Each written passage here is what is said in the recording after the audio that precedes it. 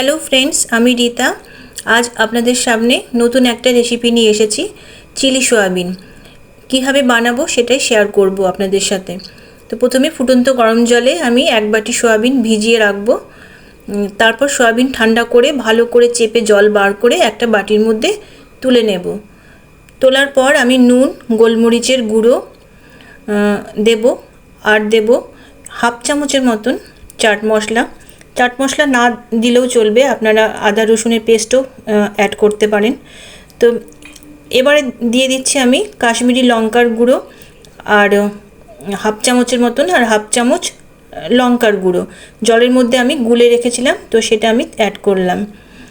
এবারে একটা ডিম আমি ফাটিয়ে এর মধ্যে অ্যাড করব। এবারে আমি অ্যাড করব 2 চামচ কর্নফ্লাওয়ার। কর্নফ্লাওয়ার না থাকলে আপনারা ময়দাও অ্যাড করতে পারেন।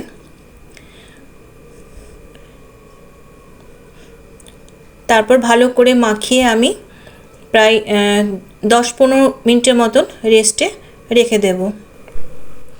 হাফ চামচের মতন ভিনিগারও অ্যাড করেছি, সেটা বলা হয়নি, তো আপনারা মনে করে ভিনিগারটাও অ্যাড করবেন।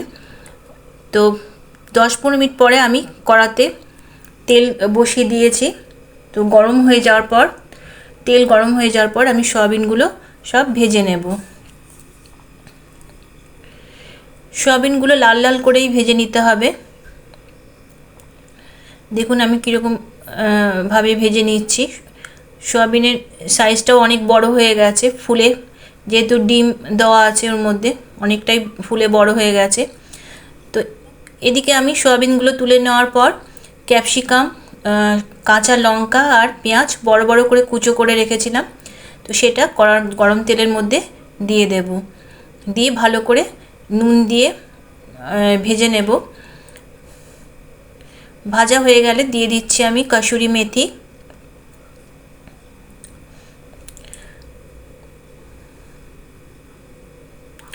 এবার আমি কুচনো রসুন আর আদা কুচনো খুব ভালো করে কুচিয়ে নিতে হবে, সেটাও ওই ক্যাপসিকাম আর পেঁয়াজের সাথে অ্যাড করব, করে ভালো করে নেড়েচেড়ে ভেজে নেব।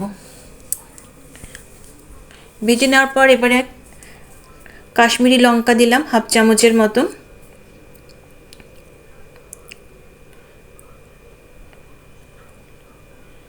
আবার ভালো করে নেড়েচেড়ে এবারে 3 রকম সস আমি অ্যাড করব। প্রথমে দিলাম সয়া সস, প্রায় 3-4 চামচের মতন সয়া সস দিলাম। তারপর দেব টমেটো সস, 7-8 চামচের মতন টমেটো সস দেব। আমি চামচ মেপে দিচ্ছি না, কারণ আমার মোটামুটি আইডিয়া আছে কতটা দিলে ঠিক হবে, তো সেই জন্য চামচ মাপিনি। তো আপনারা 7-8 চামচের মতন দেবেন, যেহেতু গ্রেভিটা একটু বেশি করে করতে হবে।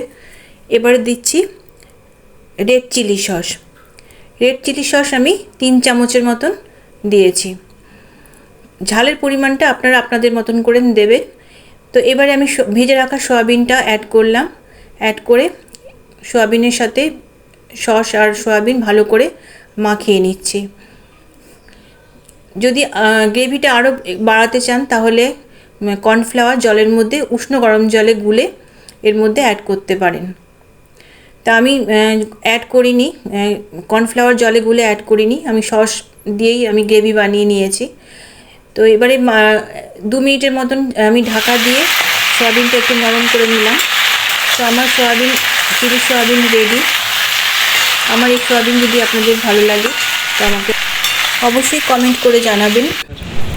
ভাত, রুটি, পরোটা সব কিছুর সাথেই চিলি সয়াবিন খাওয়া যায়।